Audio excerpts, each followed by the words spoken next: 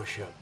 I've been going there since '93 and made a lot of friends there, a lot of politician friends. And the audiences there are really rock and roll, and they missed out on a lot of great songs in the 70s and 80s. And I felt it was my duty to go there, flying the Glenn Hughes flag and flying the Deep Purple Mark III, Mark IV flag. I just call it one of my spiritual homes. It's I have a lot of friends. I have an audience in Russia, and I have a great fan base. I find the Russian audiences to be very, very, very, very, very kind and generous, and they cry and they laugh and they love what I do.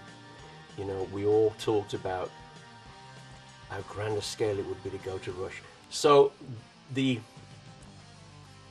greatness and the pomposity and the grandiosity of that group is such a big thing in Russia, as big as Led Zeppelin. And you know, the idea of to play the Mark III and Mark IV songs, which Deep Purple, the current Deep Purple, don't do. So when I go to play Russia and I play songs like Burn, Stormbringer, You Keep On Moving, Mistreated, Might Just Take Your Life, this time around, of course, for the first time ever, Holy Man Electric, everybody loves that song. There's 8 Deep Purple songs that no one will hear unless they come to see my show. So I feel very honored and privileged that I can have that fan base in Russia coming to see those great songs perform with my great band. So it's a privilege for me. Burn was just released. It was in the top 5 in America. It was a top 5 worldwide hit. California Jam after Woodstock was probably the biggest occasion in rock music. We headlined the show. 250,000 tickets were sold, but there's about 150,000 people that jumped over the fence. You can see on the footage how grand it was and how big and how many people, and we as a band were on fire that night. It was a great showcase for myself and David Coverdale. Richie was a little crazy that night, but crazy's good in rock and roll. The smashing of the equipment really started with Townsend and Blackmore.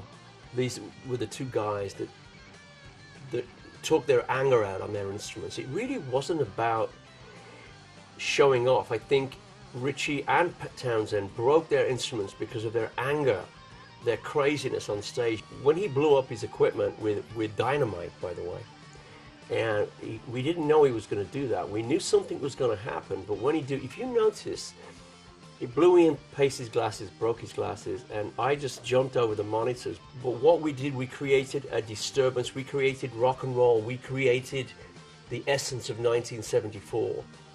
I want to make things very clear to my Russian fans. Because Mark III is not touring at the moment, and Mark IV because Tommy's gone, I feel it's appropriate to play to Russia the songs that kids grew up listening to, or they couldn't grow up listening to because they're banned in Russia.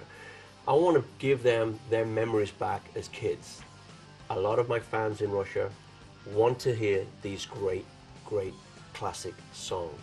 Now listen, if you want to hear them, you got to come and see the Glenn Hughes show, because all these classic songs I've spoken about, all these great songs are written and going to be played in Russia. I have a new album called First Underground Nuclear Kitchen, so I'll be doing Love Communion, of course big classic songs like Soul Mover. It's now time to press the button, the big Glenn Hughes button, and press all the cylinders. I want everyone to come and see this great show.